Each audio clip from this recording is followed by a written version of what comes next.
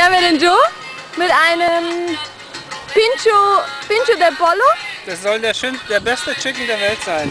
Best of the world. Am schönsten Strand der Welt. Am schönsten Strand der Welt. Ja, hier haben wir nämlich schöne Palmen. Und wir haben das dort drüben gekauft. In dem kleinen Shop. Und da steht the best in the world.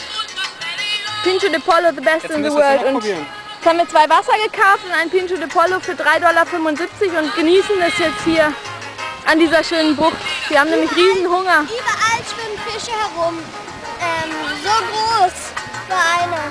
So richtig, und die schwimmen an den Füßen herum. Das ist richtig toll. Ja, richtige Aquariumfische, die sehen echt toll aus.